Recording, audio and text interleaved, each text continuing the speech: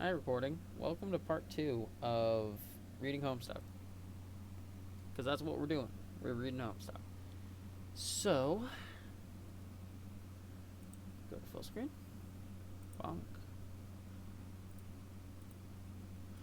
And here's Homestuck again. Recap of what we read last time.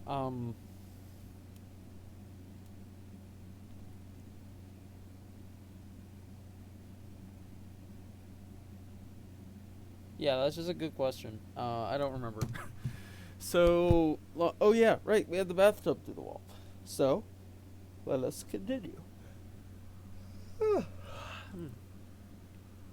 Besterlog. DG. Puppets.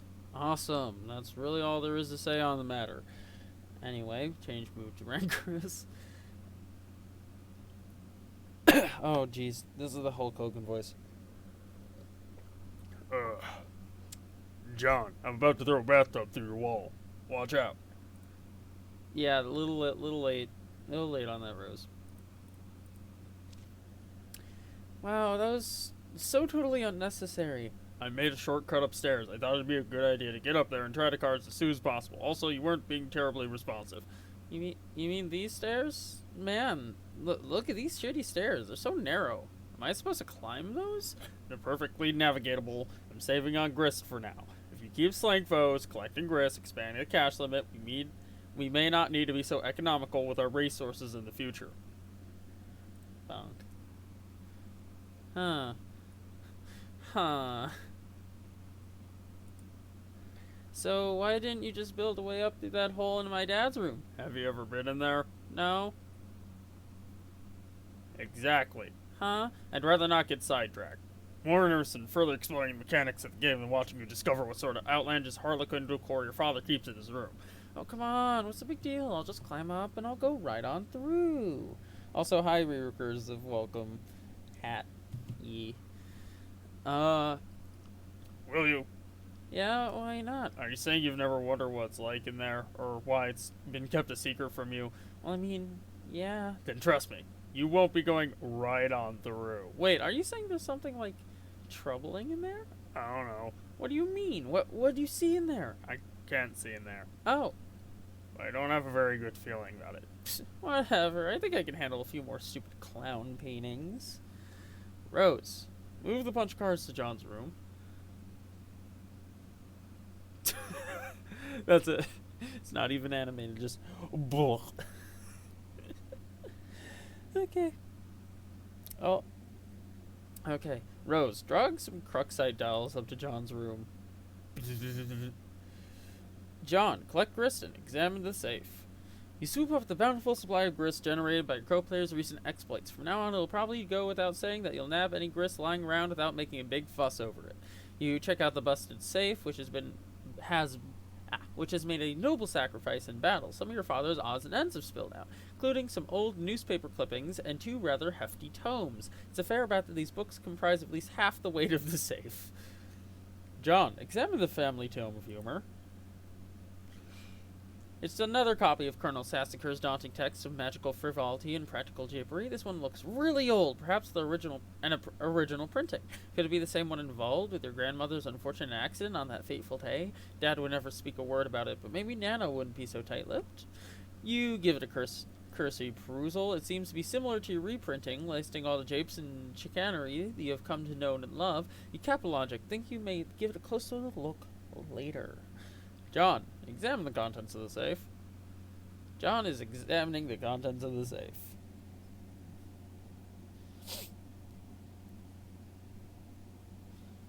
Give me a sec.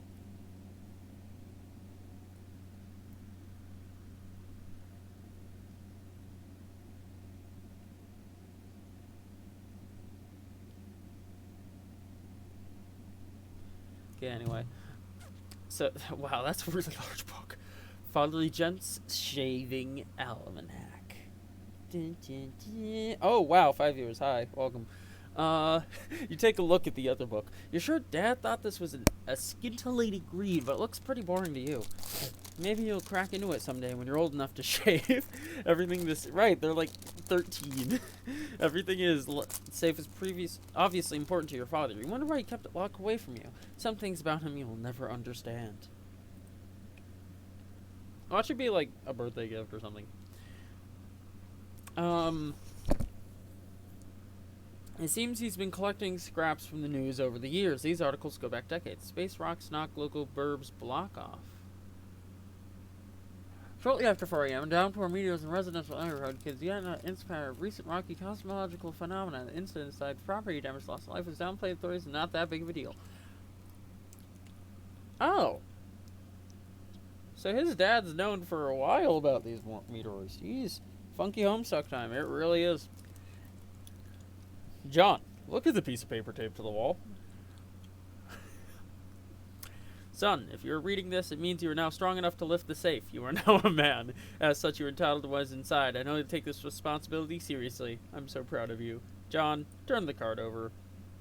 Here's the combination. 024913. It is completely useless. Except it might come in use later. Haha. What does Dad know? I don't know. He seems to know something about the meteors. The dad seems to know something about the meteors. And mainly, I say this because of the fact that, one, he's been collecting newspapers that, you know, other suburbs and stuff have been hit by a fuck ton of meteors and all that. But he also, like, you know, knew immediately to start trying to hit the gremlin things with a broom, if you think about it. Now, if you double think about it, he has a Colonel Sassacres. A really old Colonel Sassacres. Thing is, there's no way his dad's near old enough to have one of those naturally. So I'm thinking, maybe, just maybe. Maybe his dad is either, one, a future version of himself or an alternate version of himself. That would make sense. Anyway. It's weird things invaded. If weird thing invade your house, I'd get the broom. I wouldn't get a broom. I'd get something heavier. I'd get a golf club and I'd beat the shit out of it. Or a baseball bat. I'm slightly less good with a baseball bat. Anyway, John, examine the back of a catalog. Examine back of catalog card on floor. Guess these are all zeros, or are they capital O's? Zeros would probably make more sense for an empty card, you think. Catalog the card. Oh. There it goes. There goes that. Bye-bye. There it goes. Anyway, John, enter code on back of the card in Design X. Beep beep beep beep beep beep. John, punch the card. There's a gremlin right there, John. Wait, John, before you punch that. Oh, Wait, John, before you punch that. I was gonna say, if you first look at the note of the code, then remove the card from the card from the card. Remove the card from the card. You would plunge the blank one. You'd only have burned one card instead of two. Oh yeah, you're right. Damn it. John, throw hat down in disgust. There goes the hat too. John, catalog punch, catalog card. Sweet catch. John, take the PDA. Yeah, I was about to say, that's gonna die. The 2-card Silodex, inventory of dumbasses. John, level up. Da-na-na-na. Man, great. +5. Cash limit, +40. Gel viscosity, +15. You are now a pesky urchin. I also have $740. Colonel Sassacre. Level up for slaying the imp. Colonel soars to new heights on his Esh ladder, reaching the rung one-man jump. Julep vacuum and packs up to 9,550 boon dollars. Chump change for the gentile aristocratic southern colonel. Paw. Bathtub. Level up for slaying the imp. Bathtub surges heroically and surpasses the rung. Archimedes, aqua cradle. Proceeding directly to vaunted rung, tap jammer. The tub makes off a cool 490 boon dollars. The tub's basin capacity remains unaffected. Yeah! Colonel Sassacre gets one pog, but the bathtub gets 2. Okay. Safe. Level up for slaying the imp. The safe was slain in battle. A great flaming nautical power carries it off to Valhalla. John, make your way up those stairs, post haste. Oh, three crying Isaacs for the safe. Rest in peace. Anyway, get up the fucking stairs, John. John, go up the stairs. You're not sure. They look pretty precarious to you.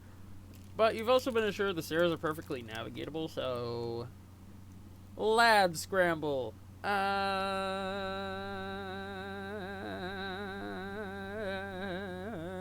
Lousy goddamn stupid stairs. Oh no. Oh no. F. Oh no. Anyway, Dave, ignore little Cal and find the beta. Wander over to the place where your bro keeps his sweet turntable gear. Man, that setup is sweet. You feel pangs of jealousy whenever you walk by it. Really cool jealousy, though. Like the kind where instead of getting all worked up about it, you don't actually give a shit. One of your brother's rad and extremely expensive ninja swords is missing, though. You know the drill all too well. Trouble's a brewing. Dave, take the expensive ninja sword. What sword? Dun dun dun. Dave, exit your bro's room. You approach the exit. There's something on the door you haven't seen before. Looks like one of your bros' erotic comics he left for you to check out. Oh no, little Cal. What have I done? Animal, please start breathing. Oh god, please breathe. Okay, make-believe time is over. Oh god, oh god, oh god, oh god. What will Danny do now if he finds out? No one will ever know. I have to hide the body, but where? Think, imagination. Arg, the one time I really need you. Click. Hello, Ralph. I want to play a game. I want to play a game. To play. Looks like a fucked up panda.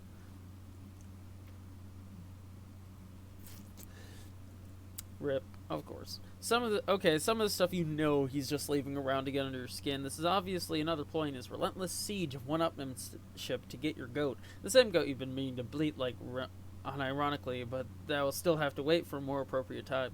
You think he knows that deep down you feel like you're still not ironic enough to get stuff like this, and it's probably just some weird gauntlet he's throwing down to see if you'll get it. It's literally just a really bad Saw reference. Honestly, you think this material is just a little too ironic. You don't need to see this shit right now. Dave, go into the kitchen. Go into the kitchen, Dave. Come on, man. Get you some food. You haven't eaten. None of you have eaten. All of you need to get some food.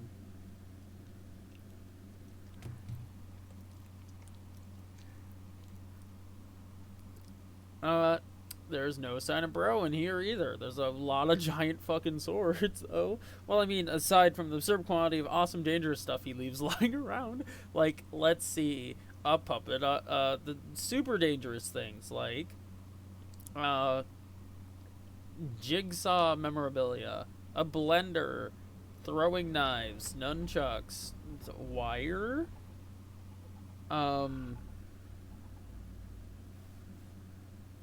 something else. Scythes? Things. Fireworks. A chain.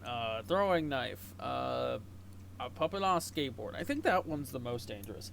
Also, oh, wow. Also a Game Bro magnet. Nice. Also, oh, thank you for subscribing with Prime. I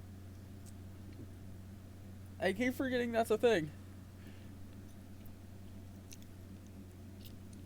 Thank you.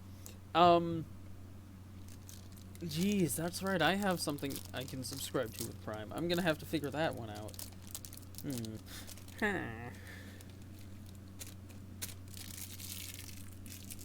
Okay. My bike. My back. Ow. Just helping out while you're on snom break. Fair enough. Fair enough. Okay. Dave, transfer katana to Strife Specibus. Hiya. With an escalating sense of threat, you think it's about time you shift your katana to your Specibus. You figure it's better to free up the card anyway, since you might need to grab some of this stuff. Dave, set blender to mix. You guess bro stuck some fake blood capsules in the puppet? Pretty gross. Yeah. Oh. You spot one of your bro's many webcams nearby recording the incident. It seems you've just been unwitting accessory to some sort of grisly puppet snuff film. You're not truly sure how you feel about that. I'd feel quite uncomfortable. I'm feeling quite uncomfortable. Well, quite second-hand uncomfortable. Third hand? I don't know. Anyway, Dave. Oh. Hey. Nice. Dave. Capitulog. Buster sword from behind the microwave. This might be the only thing in the whole pigment that's bigger piece of shit than your own sword. So you admit yours is a piece of shit. You put it behind the microwave where it belongs. Dave, set blender to crush ice. Just kind of bouncing around in there. You're kind of making a bit of a mess now. Dave, hide evidence in the microwave.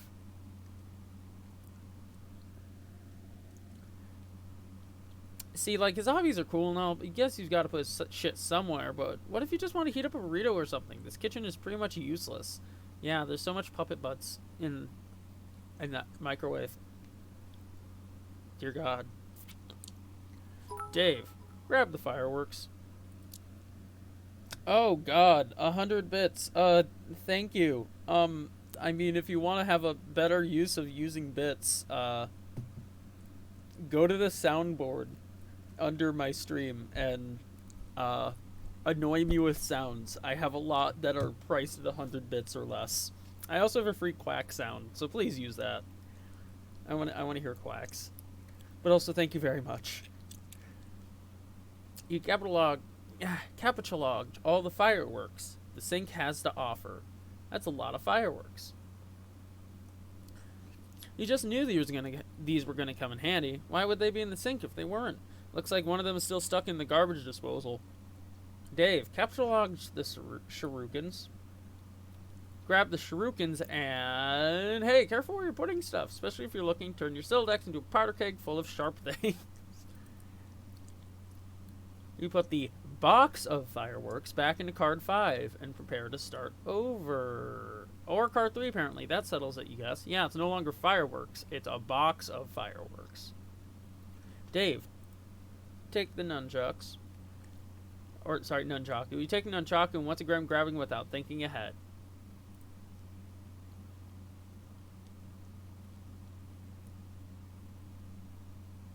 First, you catalog the box again, while adeptly avoiding the shuriken trap, which you yourself set up only moments ago. Dude dodge. Whoa. You then round up all the fireworks. Time to regroup here. Dave, catalog each shuriken individually? You grab each one one at a time, knocking out the nunchaku, but no worries, you still got a plan. Capitalogued nunchucks. You take the nunchucks. Everything seems to be in order now. You would have been badass to just go with authentic Japanese names for each weapons, but sometimes you just gotta compromise with the modus. Dave, examine fetch modus. You flip over your fetch modus, check out the back. Not really sure what you're trying to... where it is you're keeping this thing. Oh well, who cares? Dave, press eject button. Oh, hell no. Not after all the trouble you would get that stuff situated. This is potentially a very dangerous button. Eject all from Siladex. Hey, look. A Chekhov's gun. God damn it, the first sound that you could have chosen, and you fucking gnomed me. The first ever sound played on this channel is fucking gnome. God damn it.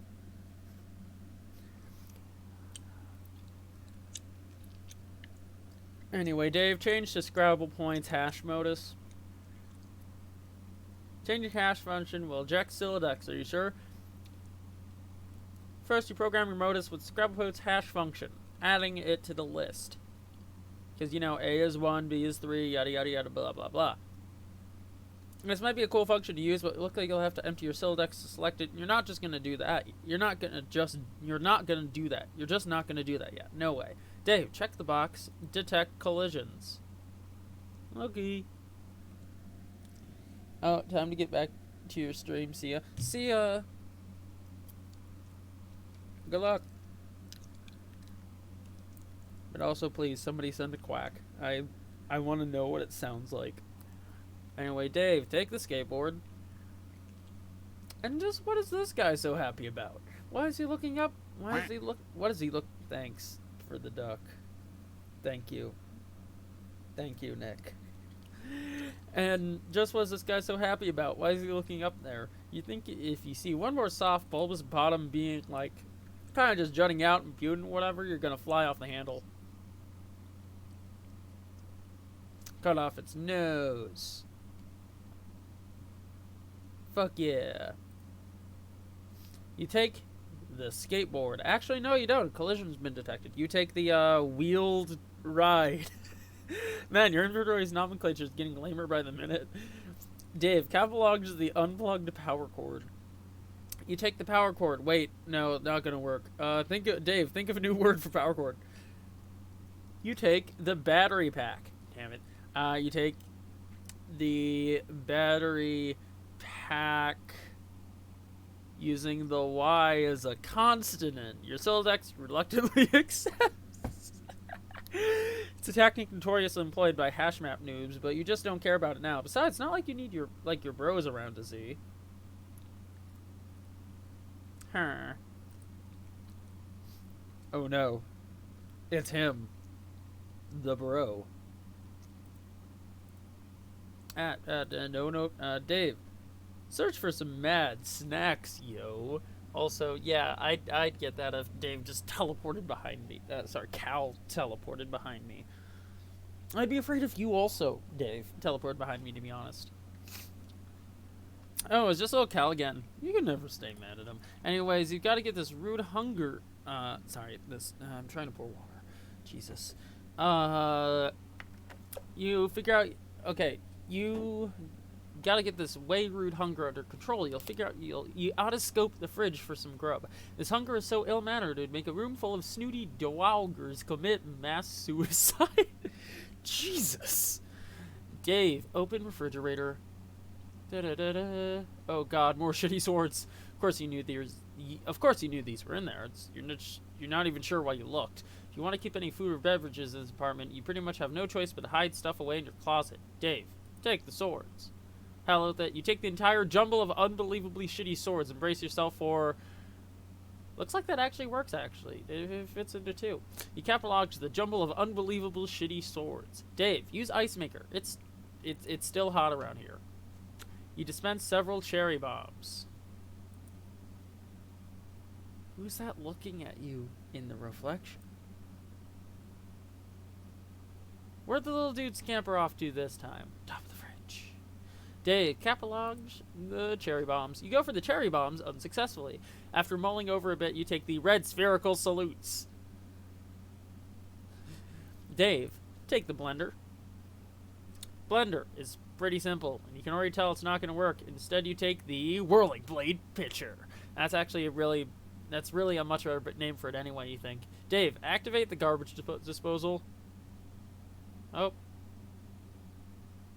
It didn't blow up. Dave, stuff Mr. Purple Guy into the garbage disposal. You're still not sure what he's so happy about, or what he's looking at up there. Neither do I. While you're at it, you dump the contents of the blender, whirling blade pitcher into disposable. You suffer an unfortunate garbage disposal head jam. You notice something in the reflection. You look above you. Dave, look up. Hello, Dave. It's a hatch to the crawl space above your apartment. Bro's always tucking away things there when he's busting out his when he's busting out his rad stealth stunts. He's so slick that dangling cord never even jostles. You just know he's being ironic with these weird mind games. There's no way anyone could be serious about aping those shitty movies.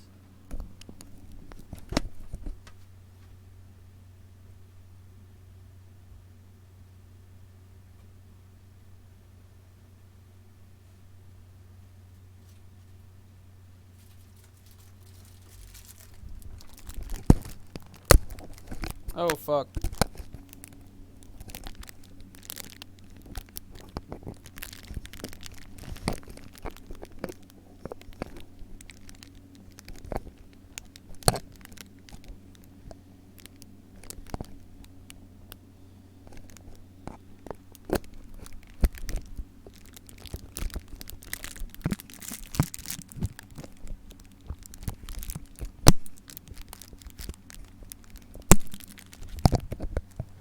Can you hear me? The mic on my headphones just broke off. I need to get some tape real quick.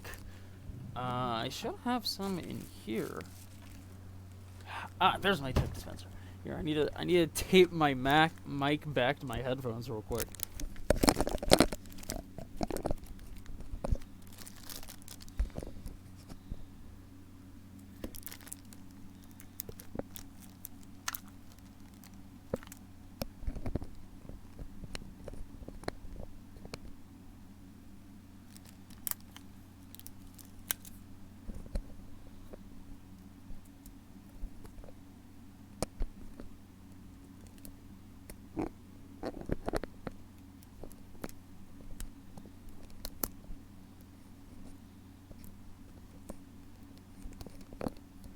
If you can still hear me, I don't really have much tape.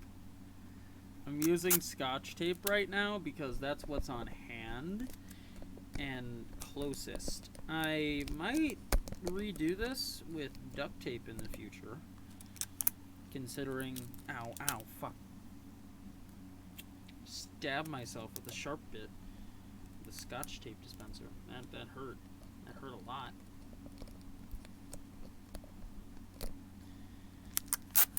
So I'm basically just taping it in place because as of right now, I do not have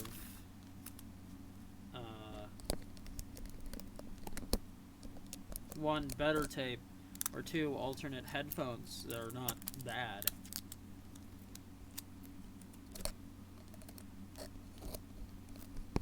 I really like my headphones. That's the thing. I really like them. But I accidentally, I guess, jostled them. I mean, they are kind of old. They, you know, they've been around for a couple of years, at least. Right? I would argue most of, if not the entirety of my high school career. So, like, they're over 4 years old. They're old. They are old headphones. So now, there's a huge massive tape on the side. Good news, the mic isn't gonna wobble. Bad news, excuse me, my microphone broke. So, is my audio quality affected at all? Do I sound good? Are we good? We cool? Wesme, thank you.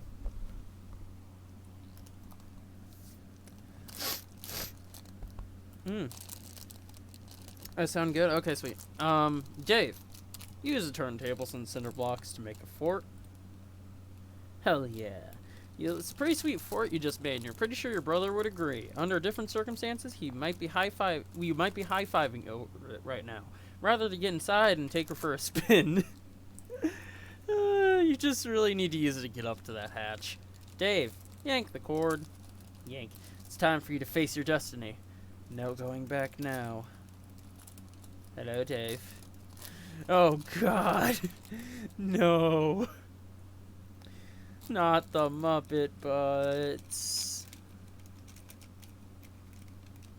Oh God. No. No.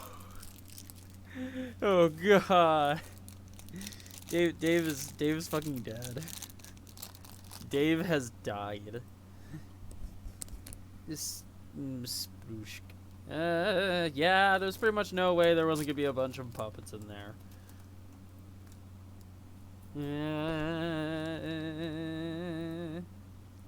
Yo, wait, hold on. Why am I getting this stupid game for you? You're the one who should be wrist deep in puppet ass.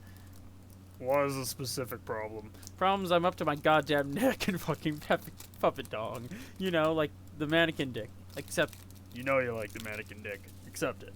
I'm enrobed in chafing, wriggly, god fucking damn puppet pelvis. Obscenely long, coarse Kermit.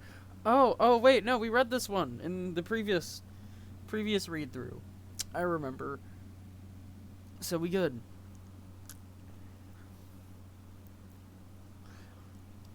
Anyway,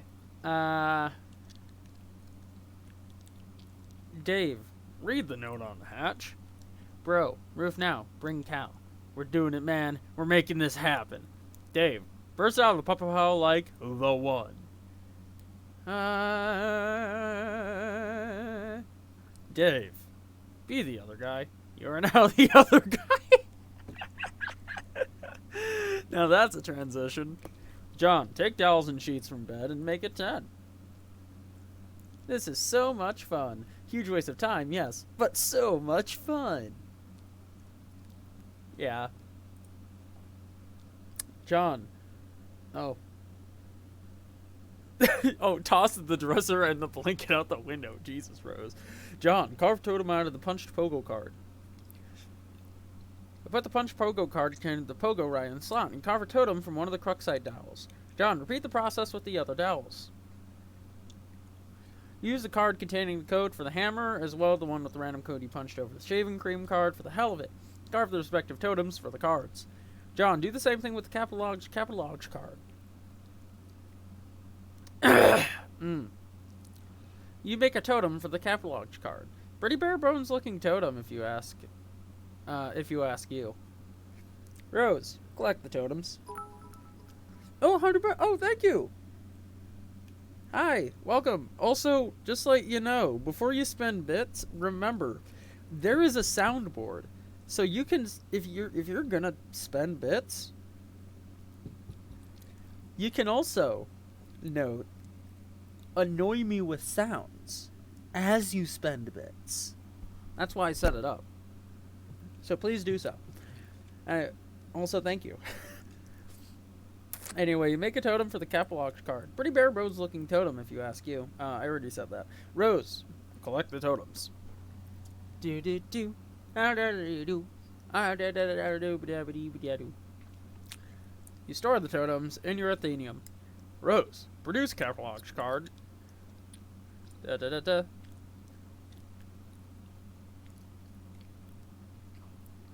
The alchemitor requires 1 unit of any type of grist to produce 1 card. You decide to use shales, that seems generally less useful than build grist as of now. You make a whole bunch of them. Yay! Whoa, did you just make all of these? Yeah. Sweet, thanks. What did you do with all the blue wobbly vase-looking things? I brought the totems out to the alchemitor to test them. I'll be taking some things in my own hands to save some time. Okay. Hey, nobody told you about that? Yeah. Yeah, it happened recently. Also, please send a quack so I can know you've seen the soundboard. Anyway, you create a hammer at the expense of 2 units of build grist. You make a pogo ride too. -5 build, -1 shale. Use the there he goes. Use a totem carved at the random code and create a rocket pack with some random crap stuck inside it. Looks like a cinder block, a violin, and a flower pot. The items have been rendered the device completely inoperable. Dang it. Figure you might as well put the Visa junk to use. How do you even use soundboard? I want to annoy someone. Never mind. Oh, you figured it out? Yeah, there's free ones. I know Quack's free. Also, if you sent one, I didn't hear it. because I'm blind. Anyway, John, collect some cards. Using a little strategy, first you grab Harry Anderson's Wise Guy by Mike Cavney. Then the cards. Then you eject your then your ejected PDA. Then the book again to flush the cards into your deck. Ah, Jesus. Right. I heard that one. Anyway, flush the cards into the deck. Nice going. John, turn on detect collisions. You flip your fetch mode eye, but find no such option. This is idiotic. John, read the book. Be the wise guy. Who's this wise guy? But lost in the Big Easy. New Orleans, 1977. The close-up room of the Magic Castle's main little box tend to fill up with so much smoke you swear someone's cremating a wet dog in there. In walks Anderson. There isn't much that gets liquor to pause its journey from the table to my lips, but I'll be the bastard love child of a listless octoroon if that kid wasn't the cat that swallowed the canary in a dapper little hat. It looks like he was testing tensile strength of his suspenders, damn near limit with a pair of cocky thumbs. I wasn't impressed. But I was a fool. Somehow in my motion for another beverage, he'd already slipped into polite conversation at a table held down by some notoriously burlesque regulars. He had them in no time flat. They were melting butter in his glass ramekins.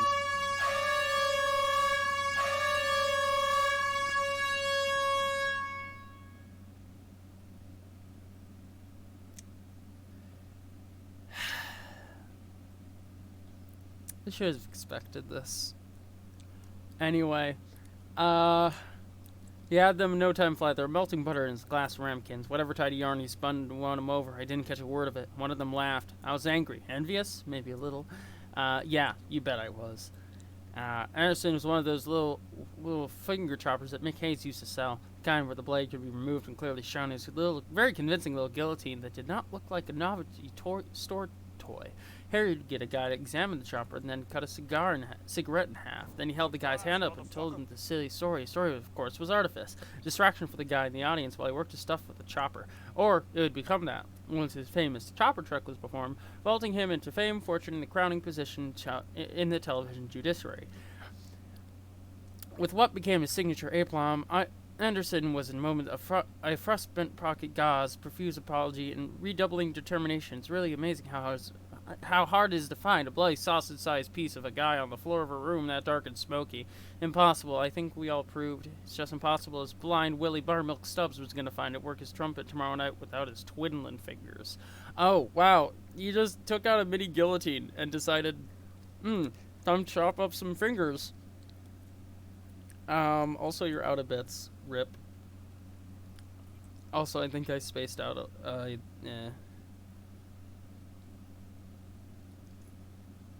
Can't use your bits for anything else, though, so good use.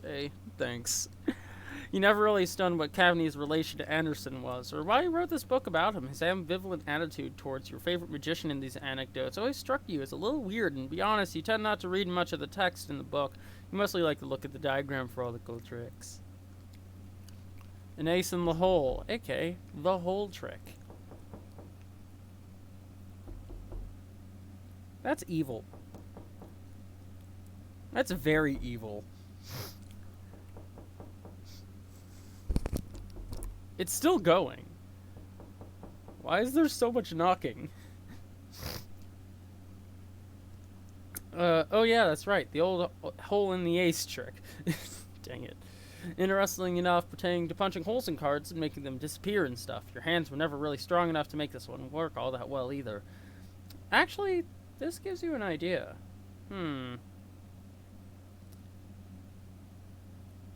You overlap two of the punched cards. They mask each other's hole patterns. John, put both cards in the totem lath. You carve another totem using the new combined hole pattern. John, take it to the alchemister.